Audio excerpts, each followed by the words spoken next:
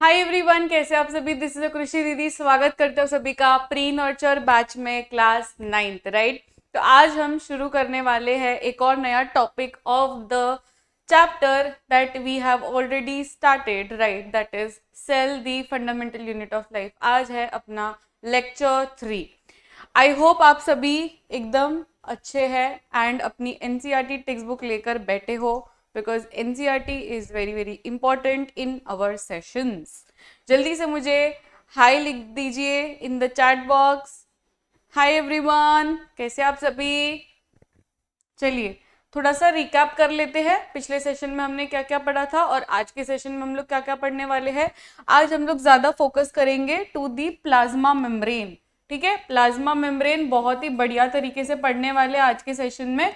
मैं आपको 3D diagrams के साथ भी ये सारे स्ट्रक्चर्स दिखाने वाली हूँ। प्लाज्मा मेम्ब्रेन कैसा दिखता है, किस तरीके से फंक्शंस होते हैं, क्या क्या इसके अंदर मॉलिक्यूल्स होते हैं, एंड प्लाज्मा मेम्ब्रेन का जो फंक्शन होता है वो कैसे होता है। ठीक है, मतलब there are other phenomena also related to plasma membrane, जैसे कि प्लाज्मोलाइसिस हो गया, ऑस्मोसिस हो गया, डिफ्यूजन हो गया। ये सारी चीजें हम लोग कवर करेंगे इस पर्टिकुलर सेशन में। ओके बच्चों,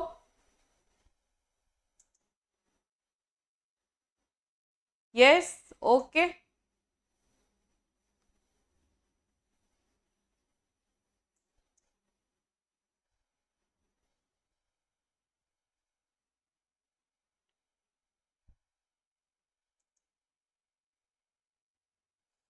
चलिए शुरू करते हैं। पिछले सेशन में हमने क्या क्या पढ़ा था बच्चों।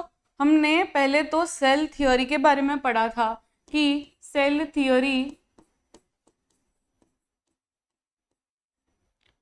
थ्योरी किस तरीके से काम करती है, सेल थ्योरी में क्या क्या होता है। तो सेल थ्योरी में हमने पढ़ा था कि श्लिडन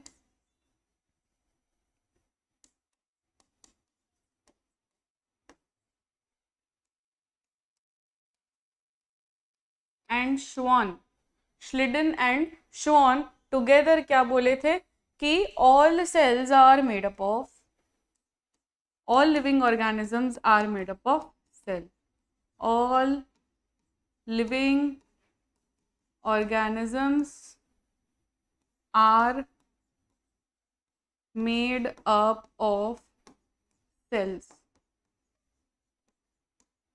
All living organisms are made up of cells. उसके बाद में वर्चाऊ भैया आए और वर्चाऊ भैया ने क्या कहा। वर्चाऊ भैया ने ये कहा कि जो सेल्स होते हैं वो प्री एग्जिस्टिंग सेल्स से ही आते हैं। ऑल लिविंग ऑर्गेनिजम्स या all living cells come from pre existing cell. कोई ना कोई सेल पहले आया होता है, उसके बाद में नया सेल आता है। हेलो दिव्यांशी, गुड आफ्टरनून, आपका पहला लेक्चर है ये।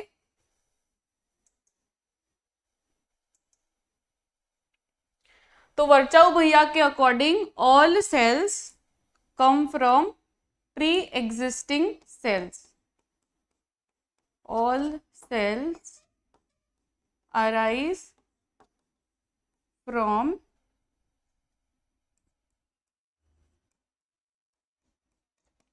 pre-existing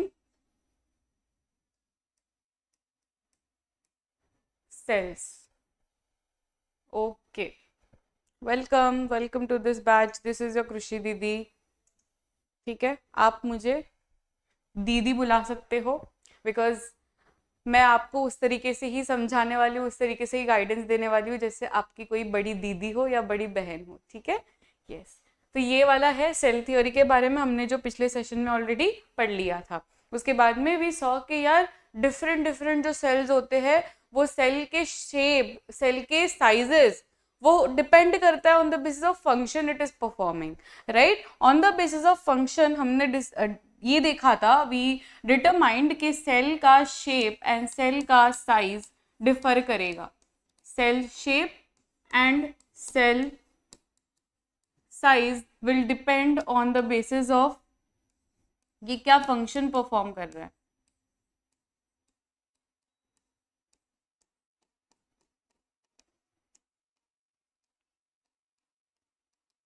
on the basis of its function, कि फंक्शन क्या परफॉर्म कर रहा है। जैसे कि अगर मैं स्मूथ मसल, देखो यहाँ पे ना आपको कुछ सेल्स का शेप याद होना चाहिए। चलो मैं आपको क्वेश्चन पूछ रही हूँ, मुझे उस अकॉर्डिंग ना आंसर्स चाहिए in the chat box. Hello Aastha, smooth muscle cell, आपका भी शायद पहला लेक्चर है आस्था।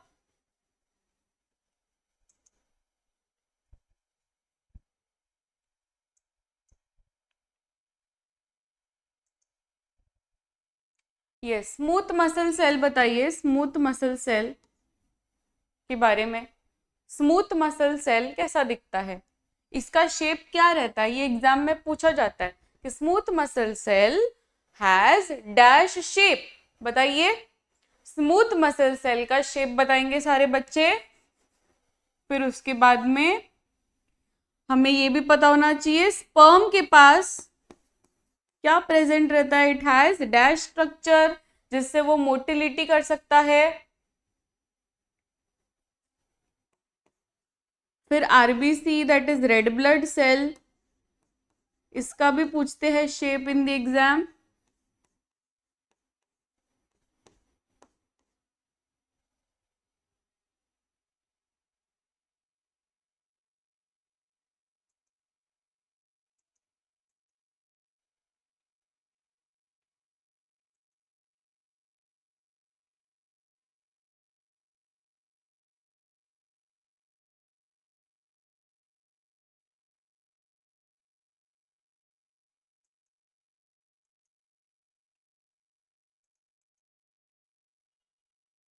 बताइए इसका आंसर।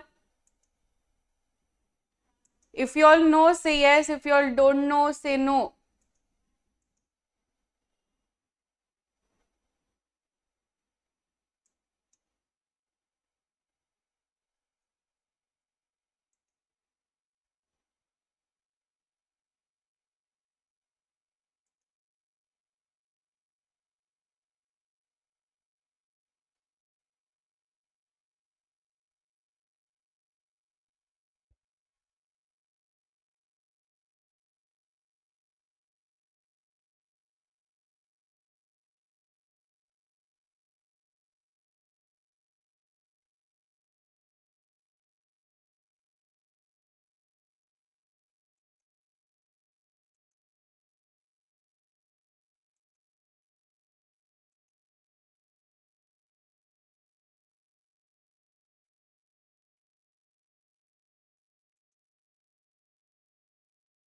यस, राउंड शेप तो है, बट अगर हम प्रॉपर बात करें ना तो इसके पास बाइकॉन्केव स्ट्रक्चर रहता है। ये आपको लिख के आना है जब भी आपको फिल इन द ब्लैंक्स में पूछे या कोई एमसीक्यू में पूछे, तो आपको पता होना चाहिए कि इसका शेप कैसा रहता है। बाइकॉन्केव इन नेचर होते हैं ये, ठीक है, बाइकॉन्केव इन नेचर होती है। ये स्पर्म मूव कैसे कर पाता है, मेरा क्वेश्चन ये है, ये मूव कैसे कर पाता है, उसके पास कौन सा स्ट्रक्चर है जो इसे मूवमेंट में मदद करता है। बिकॉज एग यहाँ पे, स्पर्म यहाँ पे, स्पर्म को जाना है टुवर्ड्स एग, कैसे जा पाता है ये, because of the presence of dash everyone. ये बाइकॉन्केव रहता है। आपको बाइकॉन्केव मतलब क्या, ये मैं आपको समझाऊंगी, पूरा 3D डायग्राम के साथ मैं आपको समझाऊंगी। स्पर्म के बारे में बताइए, स्पर्म के पास टेल है, क्या है इसके पास, इसके पास टेल है जिससे ये मूवमेंट कर सकता है।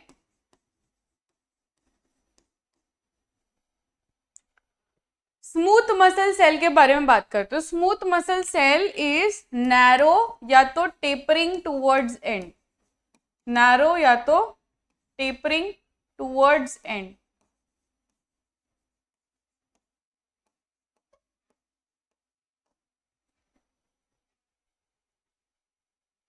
क्लियर है?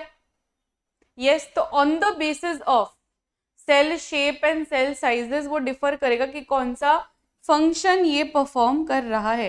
क्या सभी ने नोट डाउन कर लिया अपने नोटबुक में? On the basis of function, सभी के अलग अलग शेप और सभी के अलग अलग साइजेस होंगे। अच्छा, क्या सारे सेल्स माइक्रोस्कोपिक होते हैं? चलो मैं अभी आपको क्वेश्चंस पूछ रही हूँ, ट्रू और फॉल्स बताना है। All cells are microscopic in nature.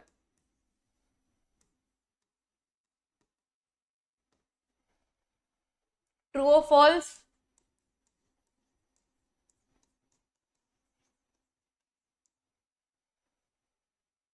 बताइए।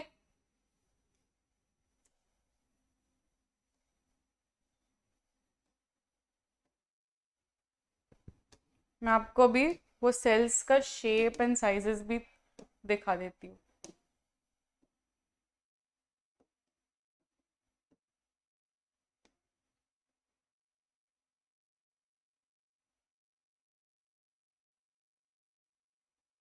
स्मूथ मसल सेल देख लेते,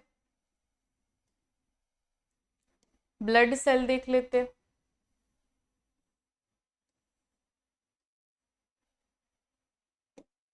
एग और स्पर्म भी देख लेते। चलिए, स्मूथ मसल आ चुका है। देख रहे हो स्मूथ मसल कैसा? ये नैरो है ना टूवर्ड्स एंड, यहाँ पे ज्यादा है और यहाँ पे कम है। So this is called as spindle shaped. क्या कहते हैं इसे? स्पिंडल शेप्ड कहते हैं। ये शेप का एक पर्टिकुलर नाम है, that is spindle shaped.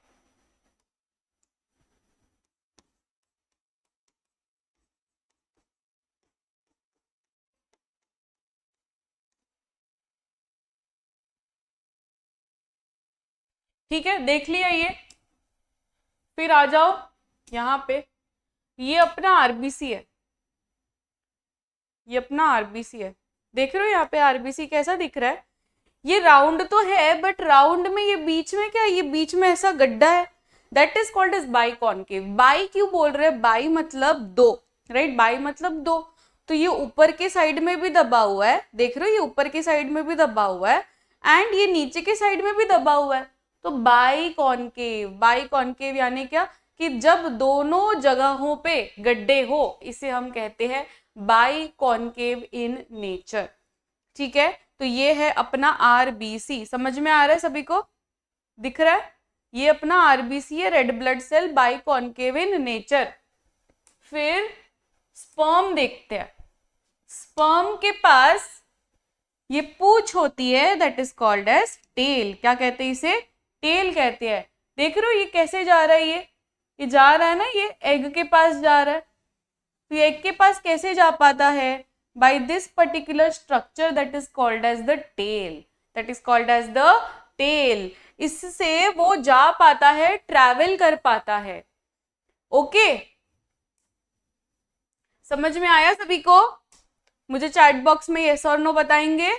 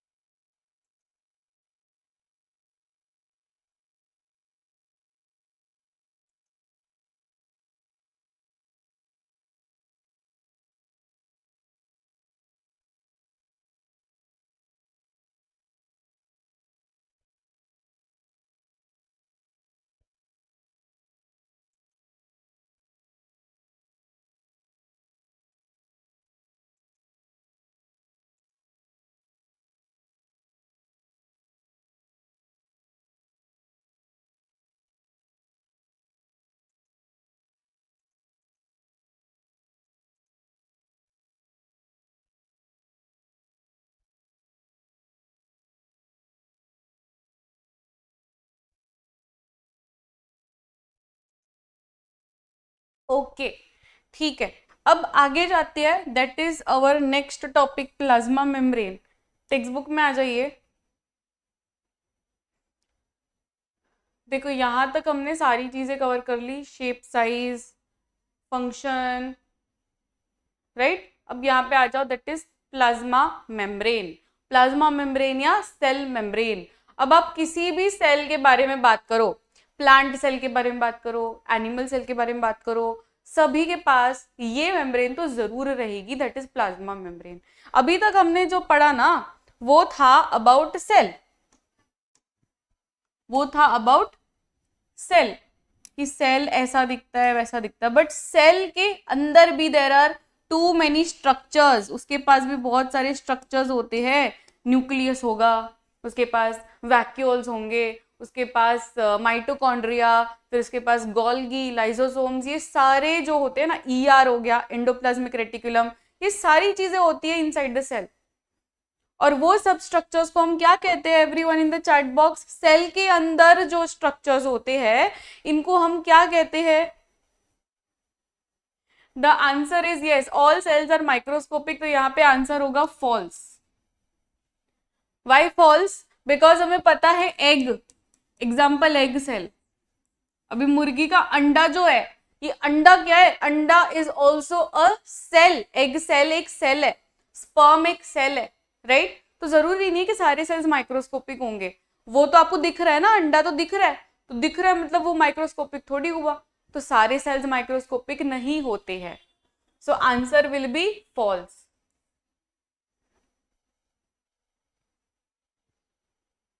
Very good Divyanshi, इसे हम कहते हैं सेल ऑर्गेनल्स। क्या कहते हैं? सेल ऑर्गेनल्स, इसे कहते हैं सेल ऑर्गेनल्स। सेल ऑर्गेनल्स मतलब वो कंपोनेंट्स जो प्रेजेंट है inside the cell.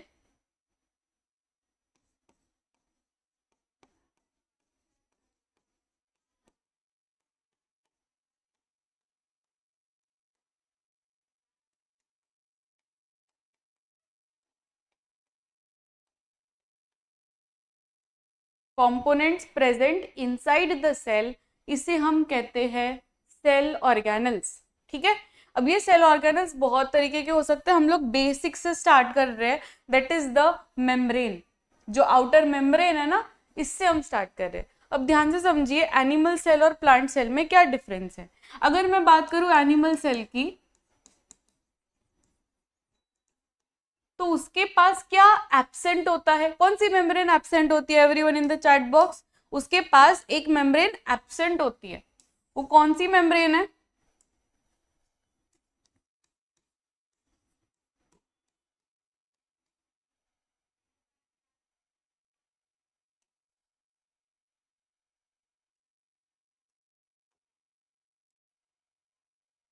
Which membrane is absent in case of animal cell?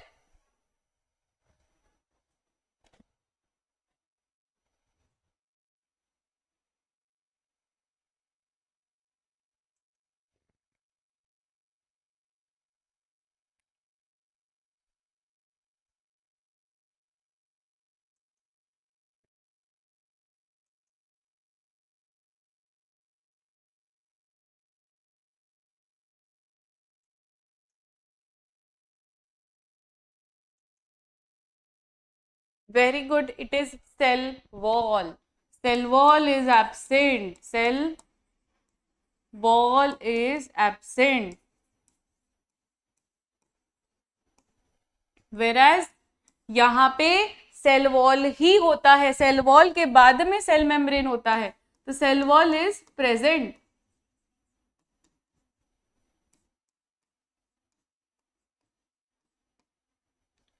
क्या इसके पास प्लाज्मा मेम्ब्रेन होती है?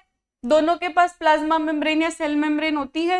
ये याद रखिए, सेल मेम्ब्रेन को प्लाज्मा मेम्ब्रेन भी कहा जाता है।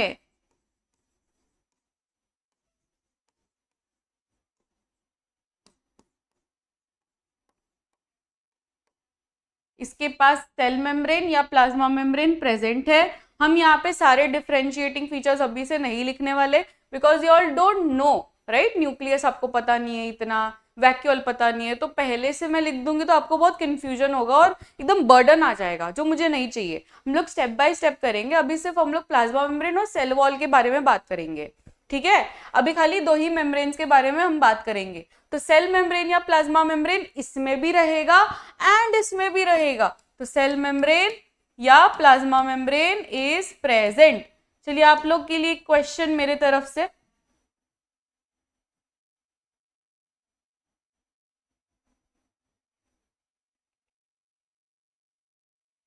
आपको जो क्वेश्चंस पूछा जाता है एग्जाम में,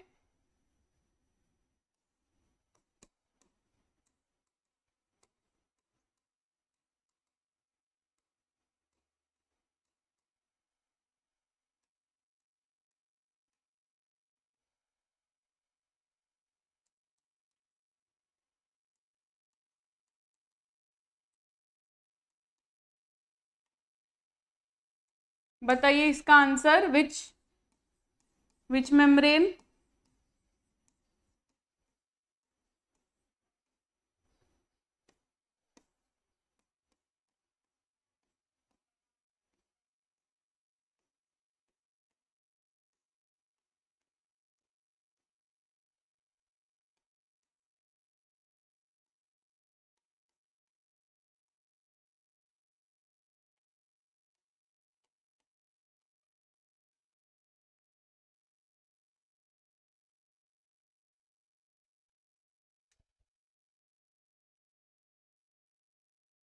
यस आस्था, बराबर है, बट हम लोग ये नेक्स्ट लेक्चर में करेंगे, ठीक है? जब हम लोग वैक्यूल करेंगे ना, then we will discuss about it. What will be the answer your? Hello Satvik, ध्यान से देखिएगा, मैंने थोड़ा सा ट्विस्ट करके आपको ये एमसीक्यू पूछा है, सिली मिस्टेक नहीं होनी चाहिए.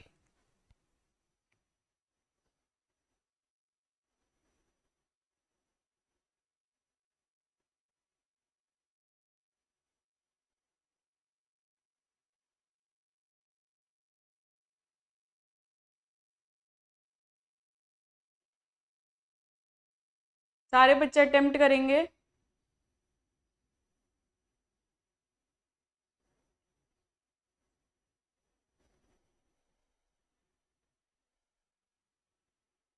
दिव्यांशी का आंसर आ चुका है, सारे बच्चे अटेम्प्ट करेंगे.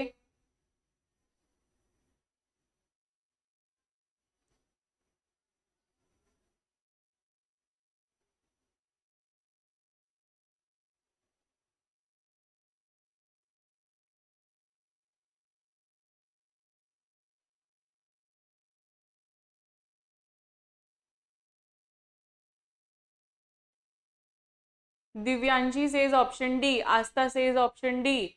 Satvik also option D.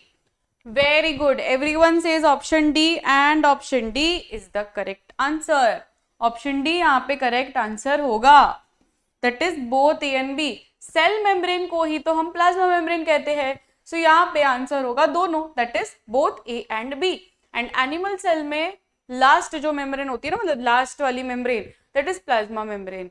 Plasma membrane के आगे कोई सेल वॉल करके मेम्ब्रेन नहीं होती है, वो सिर्फ और सिर्फ आपको प्लांट्स में देखी जाएगी. तो प्लांट्स में अगर मेरा क्वेश्चन थोड़ा सा मॉडिफाई मैं कर लूं कि यहाँ पे मैं प्लांट सेल कर दूं, तो आपका आंसर क्या होगा? अगर प्लांट सेल में कर दूं तो आपका आंसर क्या होगा प्लांट सेल में?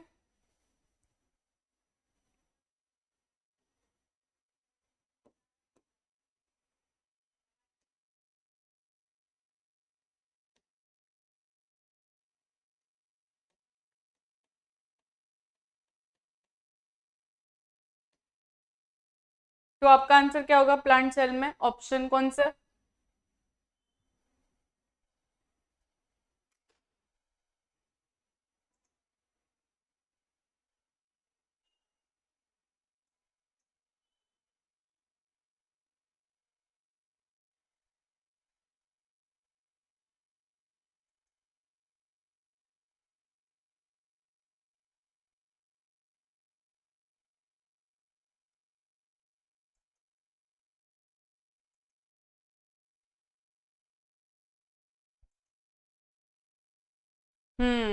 Very good. इसका आंसर हो जाएगा सेल वॉल. सेल वॉल के बाद में फिर उनका मेम्ब्रेन रहेगा, दैट इज, देखो ये सेल वॉल रहेगा, फिर उसके बाद में there will be membrane, that is cell membrane या तो plasma membrane in case of plants. But animals में कैसा है? Direct plasma membrane. ठीक है, चलिए अब प्लाज्मा मेम्ब्रेन को चलो शुरू करते हैं. प्लाज्मा मेम्ब्रेन ना एक प्लाज्मा मेम्ब्रेन एक डैश परमिएबल मेम्ब्रेन है. बताइए प्लाज्मा मेम्ब्रेन सिलेक्टिवली परमिएबल है कि फ्रीली परमिएबल है? Plasma membrane is selectively permeable कि फ्रीली परमिएबल? सारे बच्चे नोट्स बनाएंगे मेरे साथ. नोट्स बनाना बहुत इंपॉर्टेंट है, एनसीईआरटी लेकर बैठना भी बहुत इंपॉर्टेंट है. मैं आपको एनसीईआरटी की एक एक लाइन करवाने वाली हूँ. बताइए.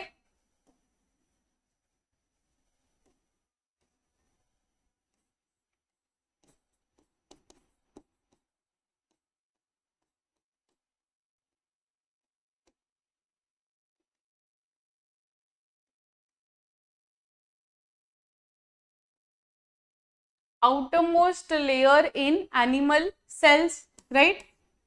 फिर it is very good Divyanshi, selectively permeable. selectively permeable का मतलब समझो, it will allow only selective molecules to enter inside the cell, ठीक है, जो कि बहुत इंपॉर्टेंट है. अब देखो ये एग्जाम्पल से मैं समझाना चाहती हूँ आपको. एक तरफ मंदिर है और एक तरफ घर है. अब मंदिर में तो कोई भी जा सकता है, फिर वो चोर हो, वो कोई गरीब हो, वो कोई अदर कास्ट का हो, कोई भी जा सकता है मंदिर में, राइट? घर में कोई भी आ सकता है, ऐसे अनजान व्यक्ति डायरेक्ट डोरबेल बजाएगा और आप आने दोगे अंदर? नहीं आने दोगे ना. आप पूछोगे कि आप कौन हो, आपको क्या चाहिए, आप क्यों आए हो, ये सारे क्वेश्चंस पूछे जाएंगे. बट मंदिर में ये सारे क्वेश्चंस नहीं पूछे जाते. सो मंदिर इज फ्रीली परमिएबल, जहां पे जिसको आना है आ सकता है. But plasma membrane that is selectively permeable, मतलब घर है, यहाँ पे सिलेक्टिव मेंबर्स को ये एंट्री मिलेगी, सभी को एंट्री नहीं मिलने वाली. So this is called as selectively permeable. Selectively permeable में क्या होता है, जो अपना सेल है, ये सेल में कोई भी नहीं आ सकता, एयर वगैरह नहीं आ सकता. उसको आना रहेगा तो वो मेम्ब्रेन खुद डिसाइड करेगा कि उसको आने देना है कि नहीं आने देना है, ठीक है. So that is the role of selectively permeable. Selectively permeable membrane होती है जो कि सिलेक्टिव मॉलिक्यूल्स को एंटर होने देगी. ये आपको क्वेश्चन आता है, गिव रीजन में आता है ये, इसको मार्क कर लीजिए. Very important, give reason, very important, give reason. Selectively permeable plasma membrane, आपको स्टेटमेंट दिया जाएगा गिव रीजन में. प्लाज्मा मेम्ब्रेन क्वेश्चंस भी लिखते जाओ, बहुत इंपॉर्टेंट क्वेश्चंस मैं आपको देती जाऊंगी. Plasma membrane is called as selectively permeable membrane.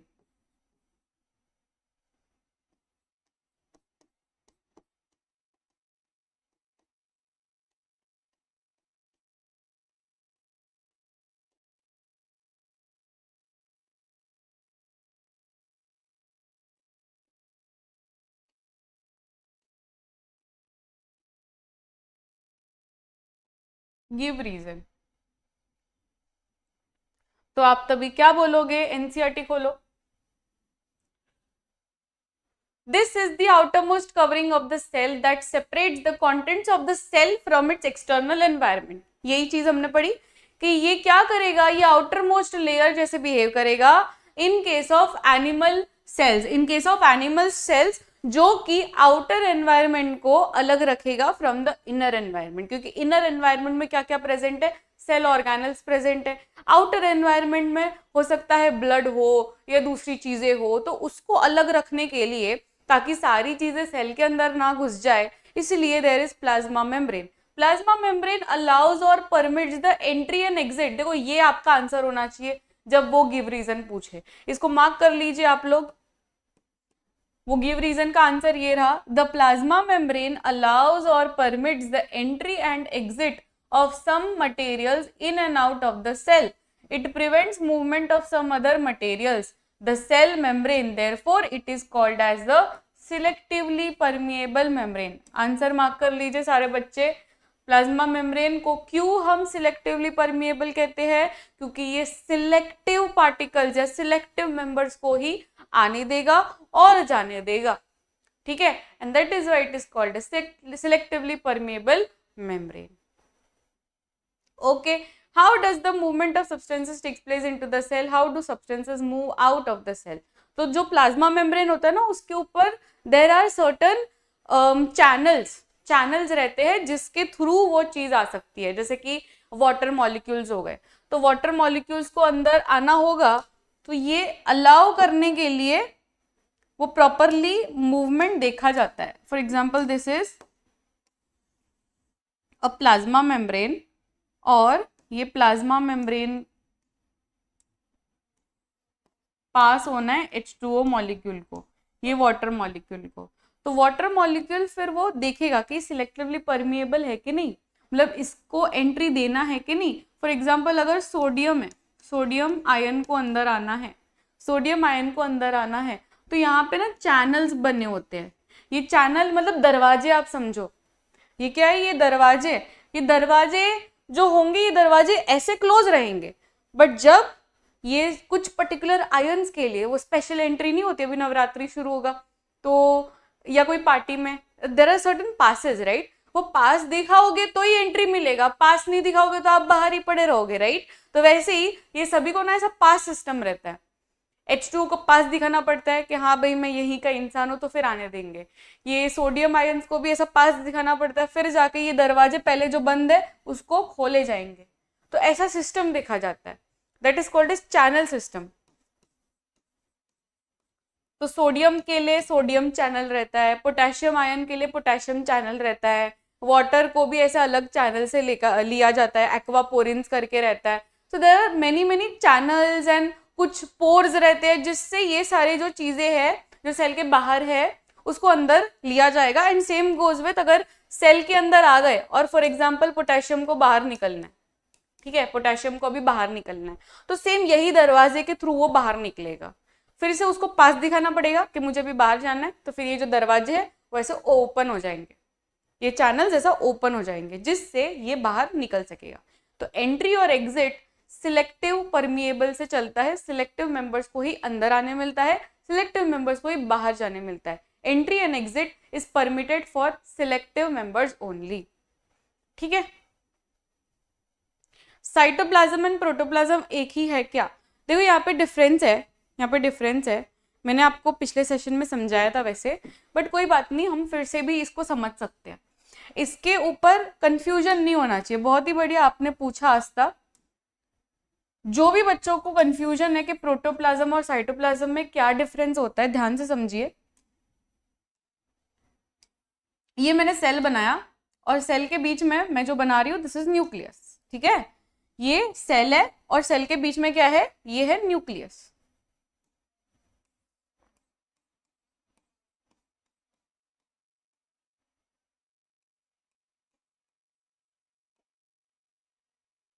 अब सेल के पास अपना फ्लूइड रहता है और वो फ्लूइड को हम क्या कहते हैं, साइटोप्लाज्म, राइट। तो सेल के पास खुद खुद के ऑर्गेनल्स होंगे, ये जैसे कि न्यूक्लियस एक सेल ऑर्गेनल हो गया, वैसे माइटोकॉन्ड्रिया होगा, वैसे वैक्यूल होगा, वैसे गोल्गी होगा, फिर ईआर होगा, राइट। डिफरेंट डिफरेंट ऑर्गेनल्स रहेंगे और ये सब ऑर्गेनल्स के बीच में एक स्विमिंग पूल बहता है, that is called as cytoplasm, right. वो फ्लूइड रहता है जो कि सारे सेल ऑर्गेनल्स के बीच में बहता है and that fluid is called as cytoplasm, cytoplasm। अब न्यूक्लियस के अंदर भी जो डीएनए मटेरियल है, अभी न्यूक्लियस के अंदर क्या प्रेजेंट रहता है, डीएनए रहता है।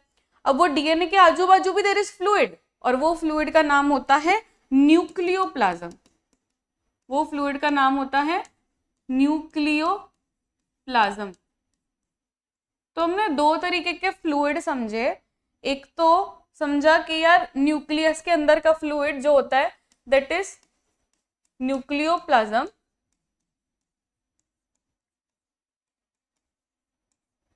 एंड सेल का जो फ्लूइड है this is called as cytoplasm.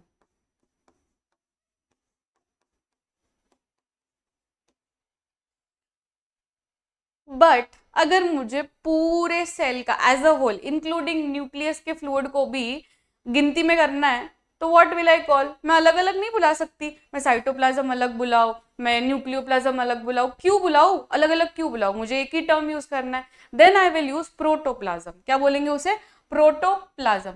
तो प्रोटोप्लाज्म यानी क्या, न्यूक्लियोप्लाज्म प्लस साइटोप्लाज्म को हम टुगेदर बोलते हैं प्रोटोप्लाज्म। प्रोटोप्लाज्म का दूसरा नाम प्रोटोप्लास्ट भी होता है। Protoplasm and protoplast are the same thing, अलग अलग नहीं है।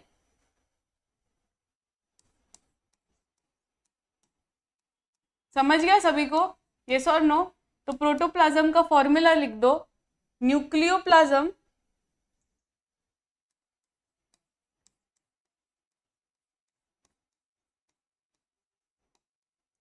Plus cytoplasm. Is this understood?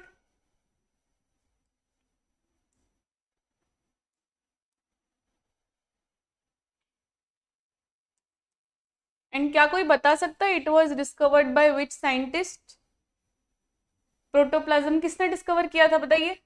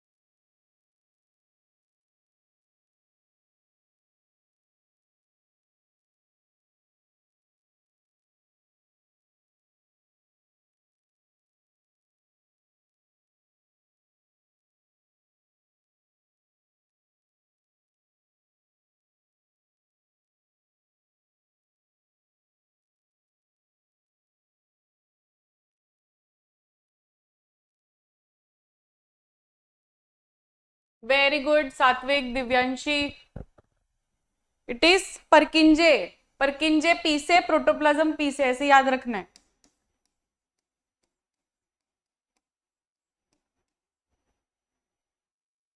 ठीक है, चलिए आ जाइए आगे का पैराग्राफ डिस्कस करते. Some substances move like carbon dioxide or oxygen can move across the cell membrane by a process called as diffusion. अब हम डिफ्यूजन और ऑस्मोसिस के बारे में डिस्कस करेंगे. ठीक है, मजा आएगा, भी मजा आएगा, एकदम मजा आएगा. बट कंफ्यूजन वाला टॉपिक है, बट अगर आप ध्यान से समझोगे ना, आई कैन गारंटी आपको बहुत ही ईजी लगेगा, बहुत ही इंटरेस्टिंग लगेगा. चलो ऑस्मोसिस और डिफ्यूजन के बारे में पहले डिस्कस करते हैं, फिर अपन टेक्स्ट बुक देखेंगे. टेक्स्ट बुक में बहुत ही कॉम्प्लेक्स वे में लिखा गया है, जो कि पढ़ेंगे तो अपने को चक्कर आ जाएगा. ठीक है, तो अपने को चक्कर नहीं खाना, हम लोग बहुत ही एकदम सिंपल वे में पढ़ेंगे.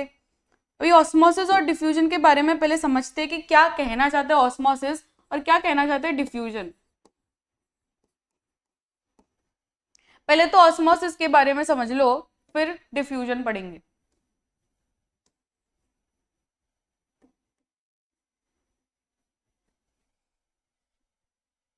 ऑस्मोसिस जो प्रोसेस है, ये एक सिलेक्टिवली परमिएबल मेम्ब्रेन के बीच में होता है. हमेशा हमेशा ऑस्मोसिस का एक बहुत बड़ा कंडीशन है कि ऑस्मोसिस सिलेक्टिवली मेम्ब्रेन नहीं होगा. सिलेक्टिवली परमिएबल मेम्ब्रेन अगर प्रेजेंट नहीं है तो फिर ये ऑस्मोसिस प्रोसेस हो ही नहीं पाएगा, हो ही नहीं पाएगा. तो सबसे पहला कंडीशन तो लिख लो आप कि osmosis will take place only when selectively permeable membrane is present.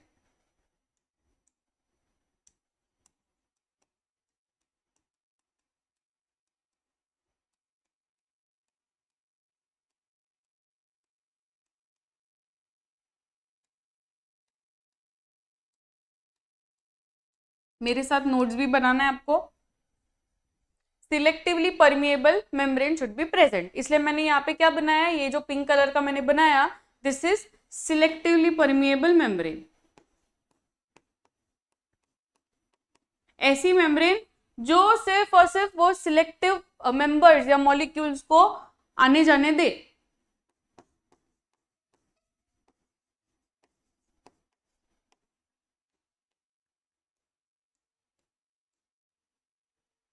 अब देखो ये सिलेक्टिवली परमिएबल मेम्ब्रेन है और ये वाटर को तो आने जाने देगी ही ऑब्वियसली, राइट.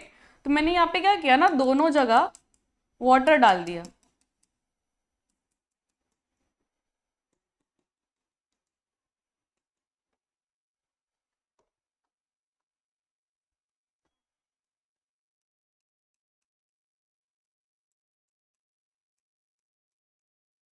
दोनों जगह मैंने वाटर डाल दिया.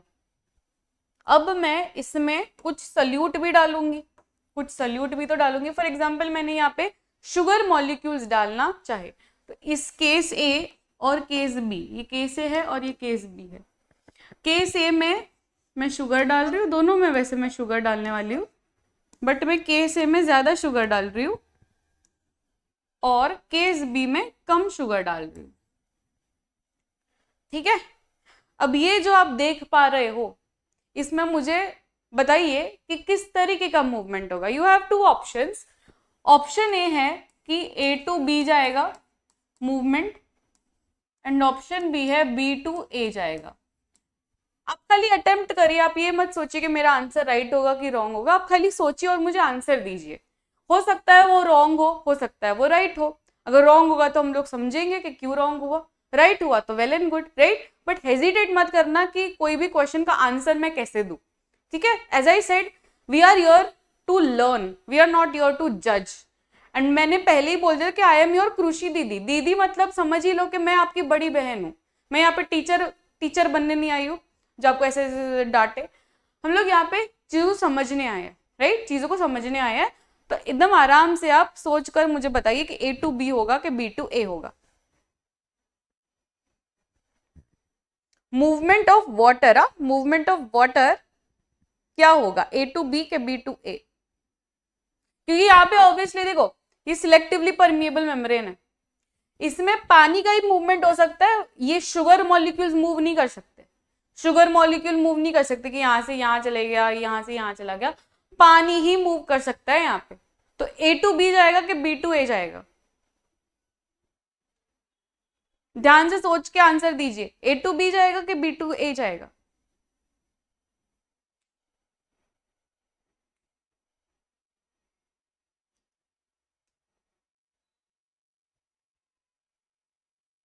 ए टू बी जाएगा। Aastha says A to B, Divyanshi says A to B. और कोई आंसर? सात्विक, आपका आंसर क्या है?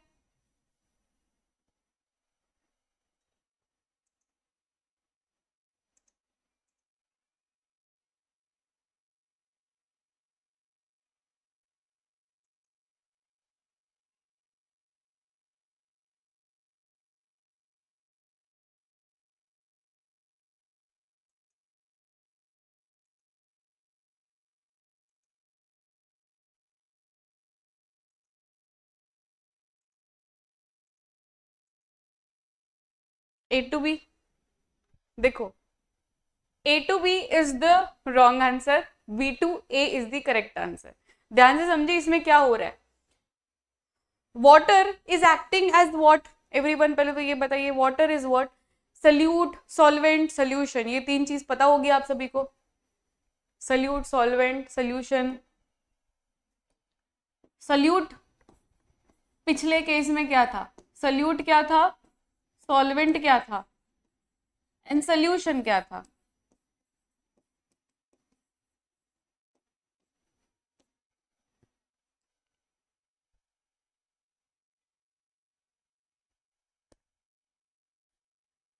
What was the solute in the previous case?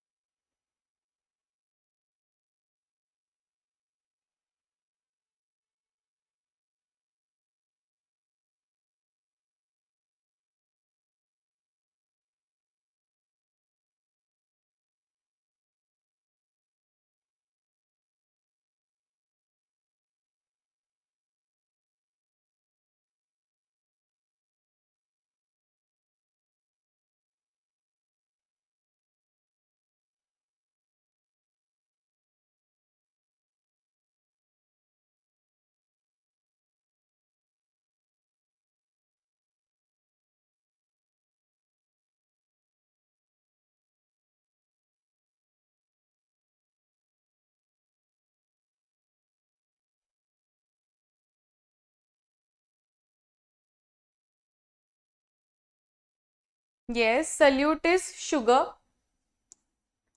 Solute is sugar. Solvent is water. And solution is sugar solution.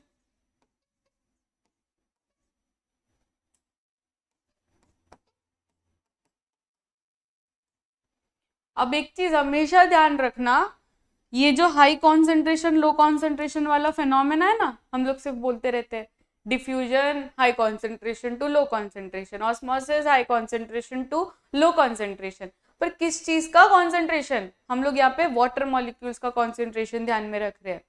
जैसे कि जहां पे ज्यादा कॉन्सेंट्रेशन होगा ना, for example this is highly concentrated sugar solution, बहुत ज्यादा मैंने चीनी यहाँ पे डाल दी और इसमें थोड़ी सी कम चीनी डाली है, तो क्योंकि यहाँ पे ज्यादा चीनी है, ज्यादा सल्यूट पार्टिकल्स है, तो इसको बैलेंस करने के लिए हम क्या करेंगे, ये वाला जो पानी है ये इसमें डाल देंगे, तो पानी का मूवमेंट होता है, पानी का मूवमेंट होगा फ्रॉम बी टू ए।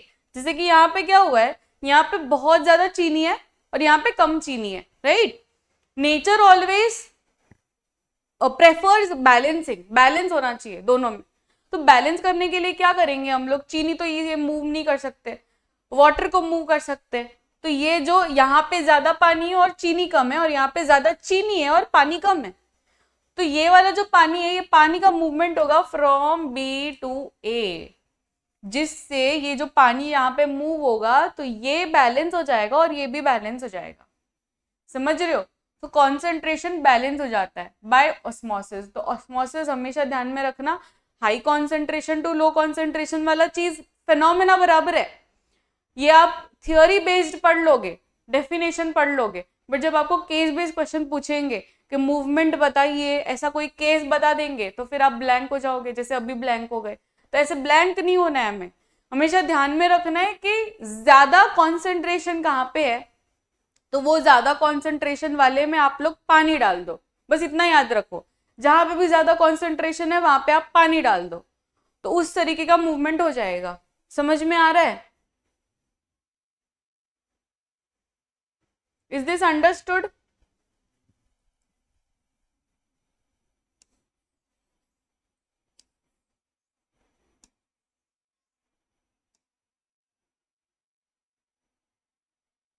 चलो एक और थोड़ा सा और अजीब वाला केस।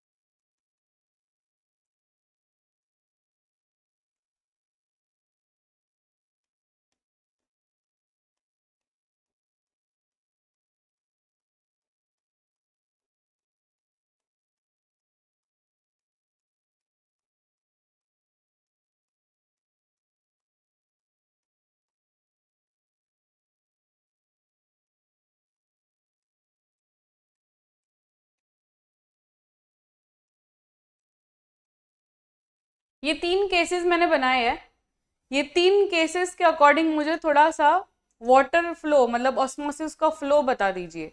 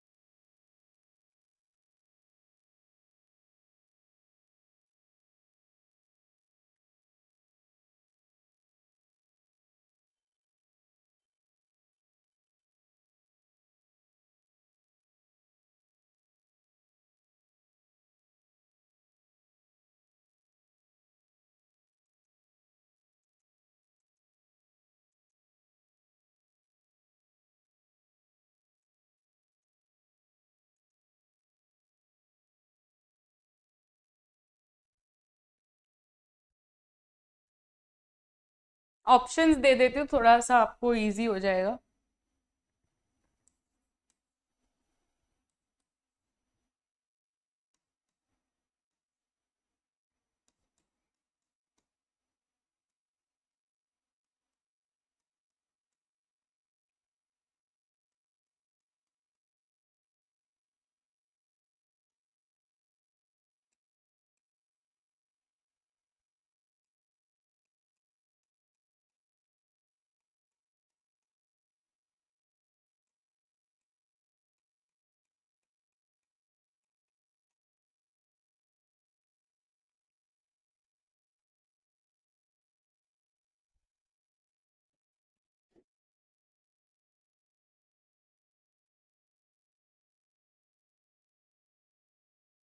सबसे ज्यादा आपको कहाँ पे दिख रहा है पानी, सबसे ज्यादा किस में है?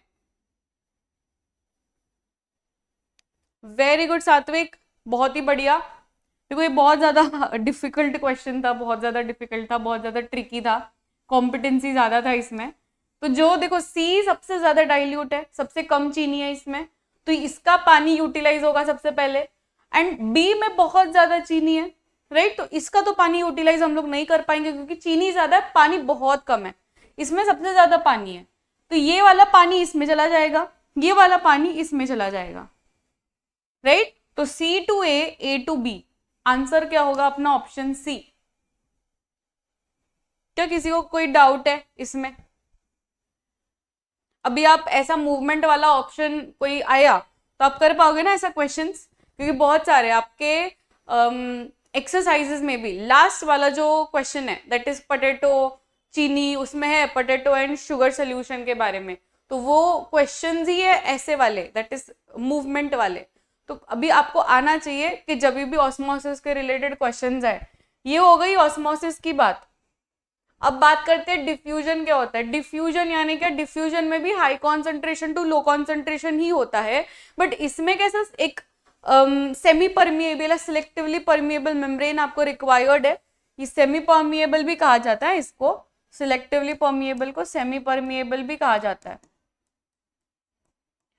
तो जैसे ऑस्मोसिस में आपको एक मेम्ब्रेन रिक्वायर्ड है for this flow to happen, for this movement to happen, आपको डिफ्यूजन करते वक्त कोई भी मेम्ब्रेन की रिक्वायरमेंट नहीं होगी।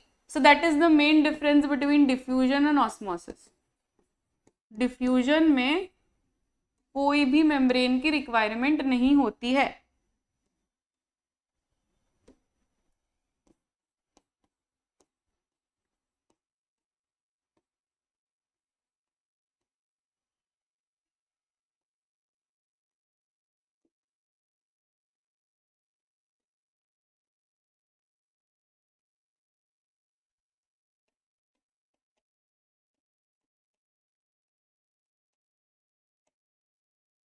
यहां पे भी same high concentration to low concentration. अच्छा एक बात बताओ, यहाँ पे मेम्ब्रेन की रिक्वायरमेंट नहीं है तो फिर कैसे होगा? अगर मैंने कोई सॉलिड ले लिया या लिक्विड ले लिया और फिर मैंने वो चीनी पानी वाला जो एक्सपेरिमेंट हमने ऑस्मोसिस में किया सेम इसमें किया, तो हो पाएगा? नहीं हो पाएगा, राइट। तो जब डिफ्यूजन की हम बात करें, it is very very necessary कि हम इसको स्पेसिफाई करें कि we are talking about gases, right, we are talking about gases.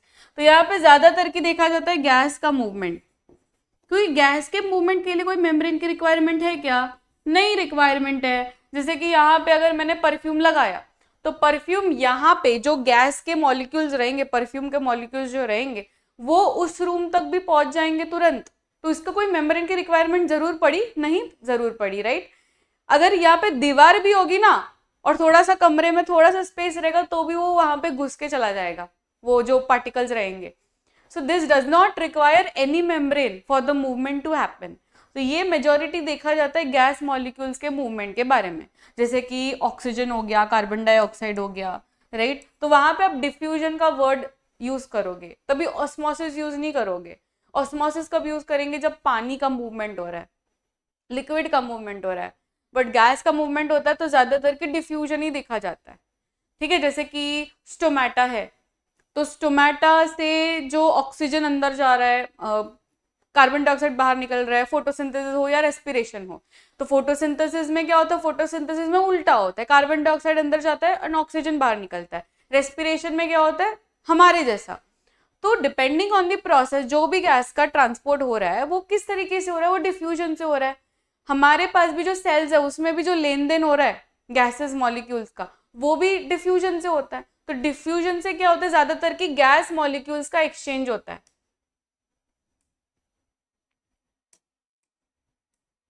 Right.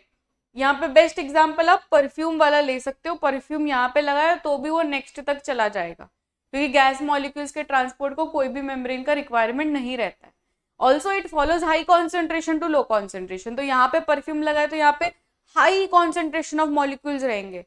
उस रूम में किसी ने परफ्यूम नहीं लगाया तो वहां पे जीरो या तो लो रहेंगे, राइट। तो यहाँ पे भी कैसे ट्रांसपोर्ट हुआ? हाई से लो गया, लो से हाई आया क्या? नहीं, हाई से लो जाता है, यहाँ पे भी हाई से लो ही जाता है, बट कोई मेम्ब्रेन का रिक्वायरमेंट नहीं रहता है। That's the only difference.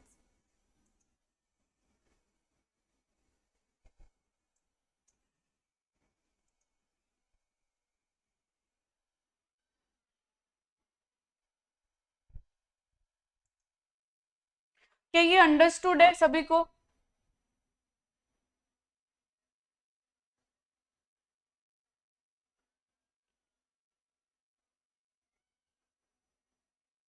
Yes, क्या ये अंडरस्टूड है? यहाँ तक हमने सारी चीजें कर ली। अब हम लोग नेक्स्ट लेक्चर में 3 केसेस देखेंगे, आइसोटोनिक, हाइपरटोनिक एंड हाइपोटोनिक। तो एक बार रीडिंग कर लेते हैं।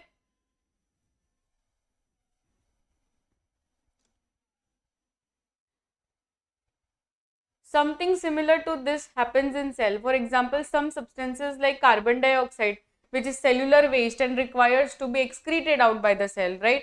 अभी कार्बन डाइऑक्साइड जो होते हैं वो सेल से बाहर निकालना होता है, वो सेल के अंदर हम नहीं रख सकते। In the cells external environment the concentration of carbon dioxide is low as compare to this inside. As soon as there is a difference in the concentration of carbon dioxide inside and outside, यहाँ पे आपका movement देखा जाएगा। कौन सा movement होगा इसमें? Diffusion होगा कि ऑस्मोसिस होगा? Everyone in the chat box. इस केस में जो सेल में ये गैसेस का एक्सचेंज होता है, सेल में जो गैसेस का एक्सचेंज होता है वो कैसे होता है? यहाँ पे मैंने सेल बनाया, सेल को गैसेस का एक्सचेंज करना है। जो कार्बन डाइऑक्साइड है वो बाहर जाना चाहता है, ऑक्सीजन अंदर आना चाहता है, तो डिफ्यूजन होगा कि ऑस्मोसिस होगा? यहाँ पर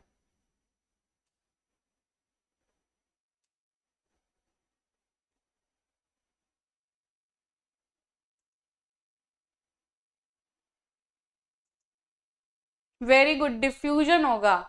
तो वही लिखा है अपने टेक्स्ट बुक में, सेल में जो भी गैस का एक्सचेंज होता है ये होता है थ्रू डिफ्यूजन, नॉट ऑस्मोसिस। जरूरी नहीं है कि वाटर डिफ्यूजन नहीं करेगा, वाटर भी डिफ्यूजन करता है, पर फिर वो ज्यादा प्रेफर करता है ऑस्मोसिस। जैसे यहाँ पे हमने रेजिन का एग्जाम्पल, आपने रेजिन का एग्जाम्पल देखा होगा। किशमिश को जब हम पानी में डालते हैं, जब हम किशमिश को पानी में डालते हैं, ओवरनाइट सोक करेंगे तो नेक्स्ट डे वो स्वेल हो जाते हैं। ऐसा क्यों हुआ? क्योंकि वो भी सेल्स से बने हैं और सभी सेल्स के पास वो plasma membrane that is selectively permeable membrane रहेगी, जिससे ऑस्मोसिस होगा। और ऑस्मोसिस से फिर हम नेक्स्ट लेक्चर में यही चीज पढ़ने वाले हैं कि what is hypotonic, what is hypertonic and what is isotonic. किसमें स्वेलिंग होता है, किसमें श्रिंकेज होता है एंड किसमें कुछ भी नहीं होता। वो सारी चीजें हम लोग नेक्स्ट लेक्चर में पढ़ेंगे। Also we will be studying about plasmolysis, तो प्लाज्मोलाइसिस भी नेक्स्ट लेक्चर में हमें पढ़ना है।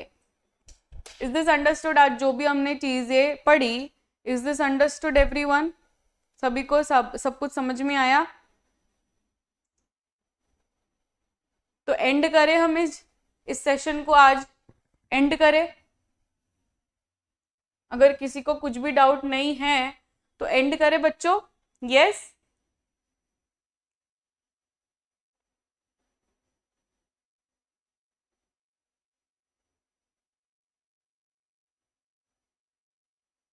ओके, चलिए। सो मिलते हैं अब नेक्स्ट क्लास में। This is a Krishi didi signing off. मिलते हैं नेक्स्ट क्लास में। Till then keep smiling, take care, bye everyone.